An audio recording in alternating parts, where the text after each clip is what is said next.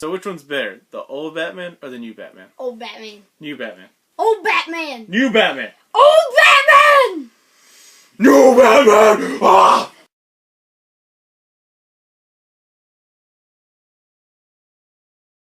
So let's talk about the 1989 Batman.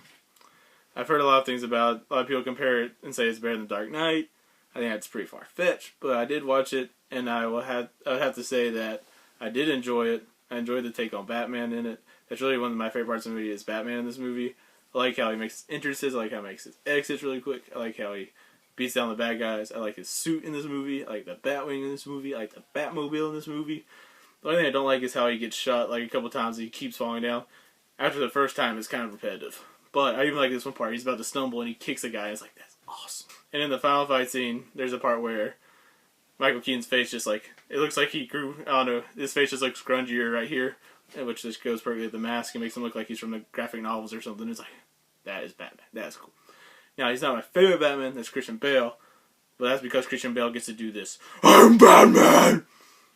And Michael Keaton says it a different way. Can't really do it his way because it's not as much fun. But still, he's a good Batman, solid Batman.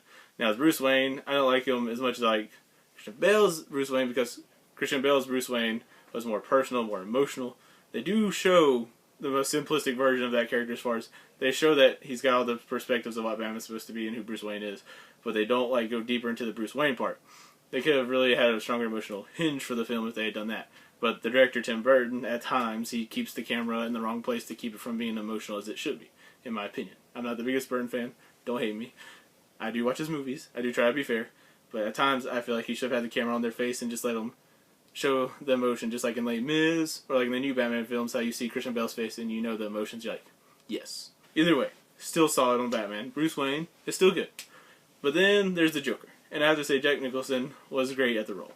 And for what he's trying to do, it's really great. The only problem I really have with it is that it's very, very excessive, because he's playing a comic book character type, the way they used to play him, where it's over the top and zany and just insane, and that's totally fine. But it's hard for me to suspend my disbelief and accept that kind of character now with the way superhero movies have gone. I tried my best, and I enjoyed most of it, but the problem is it gets really repetitive. It seems like every few minutes towards later in the movie, he goes somewhere, he's like, hey, I'm going to say a few one-liners and kill somebody, and then say another one-liner, let's have some dark humor about it. And then, he starts dancing to Prince music, and that's whatever. It's not really for me. It was really solid as far as how he did it. I just feel like they overkill on the Joker. They really could have called the movie Joker, because you get his origin, and you get like half the movie at least devoted to him. With Batman, you do get part of his origin and everything, but it's very simple. And it's still effective, but it's still like, more focused on the Joker, which I have a problem with because the movie's called Batman. So it should have a little bit more Batman. I'm okay with like if the sequel has more focus on the villain. I feel like the first movie is supposed to have more focus on the hero. That's just me though. And the other characters in this, there's just too many of them. I mean, they have a Harvey Dent storyline. They have a Gordon storyline. Gordon's pretty much useless in this movie. And Harvey Dent, I mean, even though it's from the guy who was in Star Wars as Lando, he's still just kind of useless in this movie too. And there's so many other storylines, like there's a news reporter and Vicky Vale. Vicky Vale I thought was fine, but the news reporter, I'm like, didn't really need him. It matters the most because the action scenes work, Michael Keaton's Batman works, and that carries the film well enough that it's a good film. It still holds up mostly today, even though it comes off more cheesy now than it used to. And I have to say, considering I'm not a Tim Burton fan, that I did enjoy it.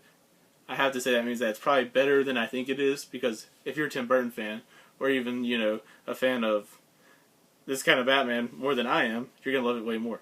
I'm just not a big fan of this Batman. But I still liked it. And the score in this movie is good by Danny Elfman. I did think that the Prince songs were overkill, and the pop culture thing is like, there's plenty of those already. We don't need any more Prince songs in this movie. But that's just me, as I said.